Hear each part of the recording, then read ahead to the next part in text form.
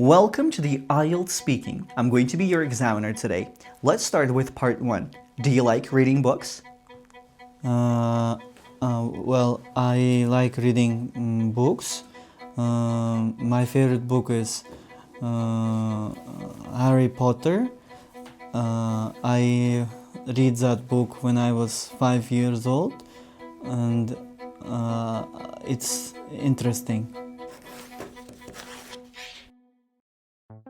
Tanish holatmi? Unda bu video aynan siz uchun. Assalomu alaykum. Ismim Ibragim Mansurov. 2 karra IELTS 8.5 va 2 karra Speaking 8.5 sohibiman. Speaking Pro online kursimdan o'quvchilarim mana bunaqa natijalar olishadi. Lekin ular ham kursi boshida dovdirash, mana bunaqa parazit tovushlar va sekin gapirish kabi muammolarga duchor bo'lishadi. Aynan mana shu muammolardan qutulish uchun o'quvchilarim nima qiladigan bo'lsa, siz bilan o'sha narsalarni bugungi videoda bo'lishaman. Video 3 ta qismga bo'lingan, chunki umumiy sizga 15 kunlik challenge beraman va aynan mana shu 15 kunlik challenge davomida 3 ta exercise qilib borishingiz kerak bo'ladi. Har birini sizga o'rgataman. Exerciselar nomi The Mirror Effect, ikkinchisi The Confidence Pause va oxirgisi The Native Flow. Demak, birinchi exercisedan boshlaymiz. Kasalni to'g'ri davolash uchun oldin to'g'ri tashxis qo'yish kerak. Ko'pchilik o'quvchilar parazit tovushlar ishlatishligini biladi, lekin vaziyat qanchalik jiddiyligi haqida to'liq bir tasavvurga ega emas. Ya'ni o'ylaganingizdan balkim kamroq parazit tovushlar ishlatarsiz yoki vaziyat o'ylaganingizdan-da jiddiyroq bo'lsa-chi. Biz mana shu narsani aniq bilib olishimiz kerak. Demak, mustaqil hozir check-up o'tkazamiz. Hozir o'zida Telegram blog ochasiz. Telegram blog nomini xohlasangiz antiparazit deb qo'ying. Umuman farqi yo'q. Va mana bu ekraningizda paydo bo'lgan mavzuda tayyorgarliksiz gapirishga harakat qiling. Bu uy ishi emas, bu shunchaki test. Shuning uchun tayyorlanmasdan rekord qilishni boshlang. Farqi yo'q necha daqiqa bo'lishligi, balki nechadir sekund bo'lar. Shunchaki hozir bizga goalsiz kerak. Qani, go. Ana endi o'zingizga examiner bo'lib, audioni qayta eshitishligingiz kerak. To'g'risini aytaman, o'zim ham parazit tovushlarga qarshi kurashayotganimda xuddi shunaqa 1,5 daqiqalik goals yozganman. Umuman tayyorlanmasdan javob berganman. Siz ham xuddi shunaqa qilishingiz kerak. Va aynan mana shu kun hayotimdagi eng fojiali kunlardan biri bo'lgan, chunki men speakingim bo'limen yaxshi deb o'ylardim o'sha kungacha. Bilsam agar hammasi o'ylaganimdan-da rasvoroq ekan. Shundoq goalsni eshitganimni bilaman, ensalarim qotib ketgan ochig'i. Chunki 1,5 daqiqalik goalsda naqd 37 marta parazit tovushdan foydalangan ekanman. Ya'ni men bilmasdim shunchalik jiddiy bo'lganligini muammomi. Lekin aynan mana shu achchiq haqiqatni bilib olgandan keyin men qayerda turganligimni bilib, so'ng speakingimni o'zgartirishni boshlaganman.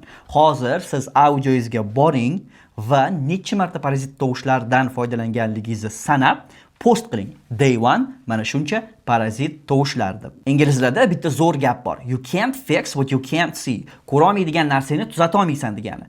Biz ham mana shu parazit tovushlardan qutulmoqchimizmi? Demak, ularni aniq sonini bilib olishligimiz kerak. Shundagina biz qaysi yo'nalish bo'ylab yurishligimizni bilib olamiz.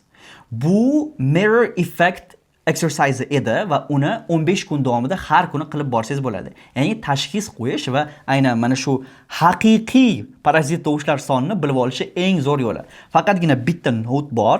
Tayyorlanish mumkin emas umuman savollarga. Shunchaki random savol oling va 40 sekund 1 daqiqa davomida unga gapirishga harakat qiling. Random savollar mana ekraningizda paydo bo'ldi. Har kuni bittasini tanlab javob bersangiz bo'ladi. Xohlasangiz har kuni 2-3 ta mavzuda gapirsangiz ham bo'laveradi. Shunchaki bitta note tayyorlanish mumkin emas gapirayotganda. Bu tashxis bolalar. Practice emas. Shuning uchun The Mirror Effect exercisedan biz shunchaki nechta parazit tovushdan foydalanayotganligimizni bilish uchun foydalanamiz. This isn't practice, this is diagnosis. Exercise number 2, the confidence pause. Fillerlar, a kabi tovushlar sizni confident qilib ko'rsatmaydi. Qaytangi siz sekin va zaif speaker ekanligingizni anglatadi. Bu narsani oldini olish uchun biz pauzani qo'llashni o'rganib olishimiz kerak. Misol ko'rsataylik pauza qanchalik muhimligini. Mana bu speakerga qarang. I think that this is important. Ko'rib turganligingizdek bu yoqda examiner hattoki siz nima deyotganligingizga ham e'tibor bermaydi. Chunki siz uni o'laringiz bilan chalg'ityapsiz va qanchalik qiynalayotganligingizni unga yetkazyapsiz. U shu narsani ko'rib, faqatgina ma'noga emas, balki shu qiynalayotganligingizga e'tibor beradi. Va oxirida balam taxminan shunga yarasha bo'ladi. Endi mana bu example ga qarang. Well, I think that this is important. Mana bu haqiqiy confidence. Ya'ni siz examinerga man so'z topolmay qoldim, miyamda so'z qidiryapman, grammatik struktura qidiryapman degan signalni bermayapsiz. U a u tovushlarga o'xshab. Siz bu yoqda man o'ylayapman, savolingiz bo'yicha fikrlayapman degan signalni yetkazyapsiz. Va IELTS marking criteria'ni o'zida fikrlash uchun pauza qilish normal ekanligi yozib qo'yilgan. Ya'ni native speakerlar ham aynan mana shu pauzalardan foydalanadi doimiy ravishda. Obama foydalangan, Steve Jobs foydalangan, hamma foydalanadi. Mana bu yerda ba'zi misollarni ko'rsataman. The good old days weren't all that good. Yes, there have been some stretches in our history where the economy grew much faster or when government ran more smoothly. Ko'rib turganligingizdek, pauza juda ham powerful tool. Aynan mana shu narsa confident speakerlarni o'ziga ishonmaydigan zaif speakerlardan ajratib turadi. Faqat boshidan ogohlantiraman, pauzalarga o'rganish qiyin bo'lishligi mumkin, chunki refleks bilan siz o'sha tovushlarni etib ketaverasiz har safar. Lekin ilojsiz degani emas, o'rgansa bo'ladi. Hozir sizlarga yo'lini aytaman. Demak, ertalab uyg'ondingiz va boyagi antiparazit kanalingizga diagnoz golsini yubordingiz. Qanaqadir bir savollarga tayyorlanmasdan javob berdingiz. So'ng day 1 mana shuncha parazit tovushlar deb sonini ham yozib qoldirdingiz. Ana endi qilishingiz kerak bo'lgan narsa exercise number 2, the confidence pause. Demak, xuddi o'sha mavzuga biz yana gapirishga harakat qilishligimiz kerak. Faqat ana endi so'zlarni juftlashtirib orasida jim turishligimiz kerak. Ya'ni misol uchun, I think that Uzbekistan is one of the most beautiful countries. Va so'ng ikkita golosni bir-biri bilan taqqoslang. Orasida shunaqa katta farq sezasiz. Eslab qoling. Silence isn't weakness. Fillers are. Silence is power. Ya'ni biz orada mana shu jimlikni saqlashni o'rganishimiz kerak. Boshida aytib o'tganimdek, qiyin bo'ladi. Bu aniq.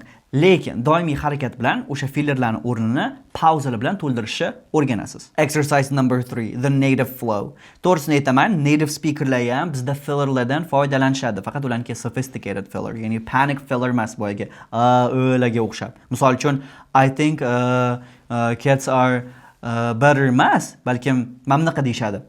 From my perspective, cats are better. Ko'ryapsiz-a? Siz o'lardan nimaga foydalanasiz? Shu ozgina vaqt sotib olish uchun o'ylashga, to'g'rimi? Lekin ular examinerda juda yomon taassurot qoldiradi. Lekin masalan mana bunaqa from my perspective ga o'xshagan sophisticated fillerlar bizda examinerdan nabarot qonuniy tarzda o'ylashimizga vaqt berishligini so'raydi. Va examiner bu narsaga umuman to'liq normal qaraydi. From my perspective deb ozgina o'ylasangiz bo'ladi.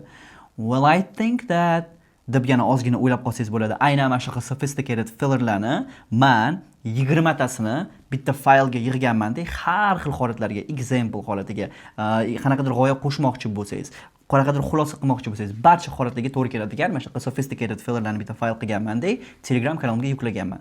Demak, u faylni olish uchun mana shu videoni, demak, eng birinchi kommentda ham zakripit qilamiz, mana description boxda ham zakripit qilamiz-da, Telegram kanalimga o'ting va qadalgan xabarlarga borasiz. Qadalgan xabarlarda 20 sophisticated fillers degan ko'k yozuv ustiga bossangiz, sizni o'sha faylga olib boradi. Demak, bizda oxirgi 3-chi exercise bu mana shu native speakerlar foydalanadigan sophisticated fillerlarni speechimizga qo'shib borish bo'lar ekan.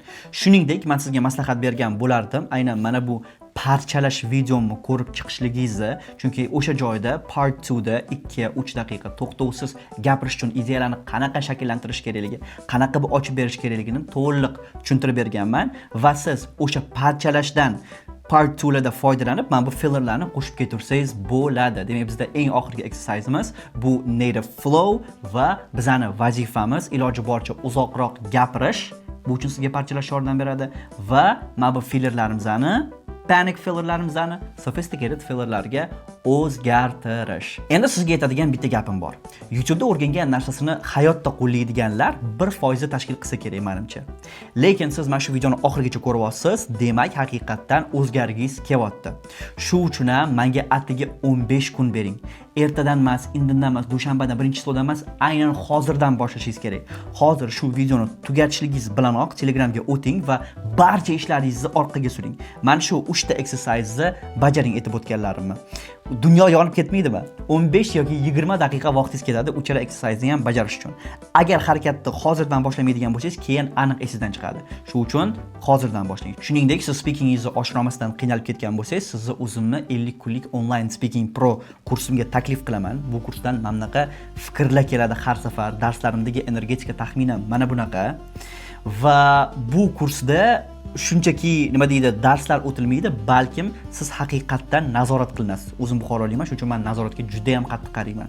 Bu yoqda siz bilan bitta mentor ishlaydi va haftasiga 3 marta siz bilan yakkama-yakka speaking qilib feedbacklar berib turadi. O'sha AElaringizni aytib turib, siz bilan birgalikda ishlaydi. Qolgan 3 kunda esa uyga vazifalaringiz tekshiriladi to'liq. Shuningdek, 50 kun davomida men darslar o'tib boraman, jonli darslar, ya'ni sizga video darslar berib, men qolgan vaqtingda ko'rib olasan demaymiz. Shuningdek, talaffuzingiz ustida talaffuz check bo'limi bilan ishlaymiz va lug'atda ham kerak bo'lsa vocab tizimimiz bilan o'zimiz yodlatamiz. Haqiqatda bozordagi eng zo'r speaking kurslaridan biri deb men ishonch bilan ayta olaman, chunki tizimimiz haqiqatda o'zgacha. Speaking Pro'da ham sizni kutamiz. Videoga albatta like bosing va obuna bo'lib qo'ying. Keyingi videolarda ko'rishguncha.